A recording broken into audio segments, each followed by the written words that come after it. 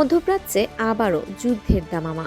মার্কিন president Donald ট্রাম্পকে সরাসরি হুমকি দিয়ে ইরান জানালো, হামলা হলে রক্ষা পাবে না ইসরায়েল কিংবা মধ্যপ্রাচ্যের মার্কিন ঘাঁটি। 2025 সালের সেই 12 দিনের রক্তক্ষয়ী যুদ্ধের দগদগে ঘা না শুকাতেই কেন আবারও মুখোমুখি ওয়াশিংটন ও তেহরান? ট্রাম্প কি এবার আসলেও ইরানের ভেতরে হস্তক্ষেপ করবেন? পর্দার আড়ালের সব সত্য জানাবো আজকের বিশেষ প্রতিবেদনে।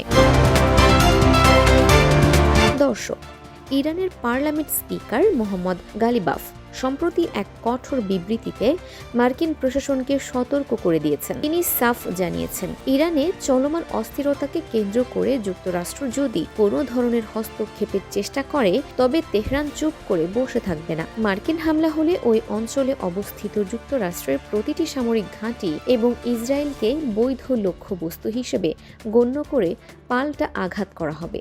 ট্রাম্প প্রশাসন মনে করছে, ইরানের বর্তমান অভ্যন্তরীণ বিক্ষোভকে বাইরে থেকে চাপ দিয়ে সরকারের পতন ঘটানো সম্ভব, কিন্তু ইরান একে দেখছে তাদের সার্বভৌমত্বের উপর সরাসরি আঘাত হিসেবে। উল্লেখ্য, 2025 সালের জুন মাসের সেই 12 দিনের যুদ্ধের স্মৃতি এখনও বিশ্ববাসীর মনে তাজা। ইসরায়েল অপারেশন রাইজিং লায়ন নামে ইরানের পারমাণবিক স্থাপনা এবং সামরিক সদর দপ্তরে অতর্কিত হামলা চালিয়েছিল। সেই হামলায় IRGC প্রধান হোসাইন সালামি সহ 10 জন পরমাণু বিজ্ঞানী নিহত হন। এর জবাবে ইরান 900টি মিসাইল এবং 1000টি ড্রোন দিয়ে ইসরায়েলে অপারেশন টু প্রমিস 3 পরিচালনা করে। সে যুদ্ধে আমেরিকার সরাসরি যোগদানে ইরানের জ্বালানি ও বিদ্যুৎ ব্যবস্থা পুরোপুরি ধসে গিয়েছিল।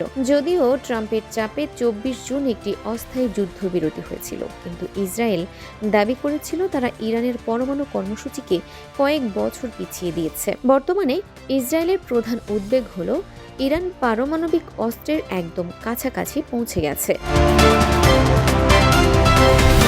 ট্রাম্প কি পারবেন নতুন কোনো যুদ্ধ এড়িয়ে ইরানের ক্ষমতার পরিবর্তন ঘটাতে, নাকি 2025 সালের চেয়েও বড় কোনো বিপর্যয়ের দিকে যাচ্ছে পৃথিবী? আপনার কি মনে হয়, ট্রাম্প কি ইরানে সরাসরি হামলা চালাবেন, নাকি তেহরানের এই হুমকি ওয়াশিংটনকে পিছিয়ে যেতে বাধ্য করবে? কমেন্ট বক্সে আপনার মতামত জানান।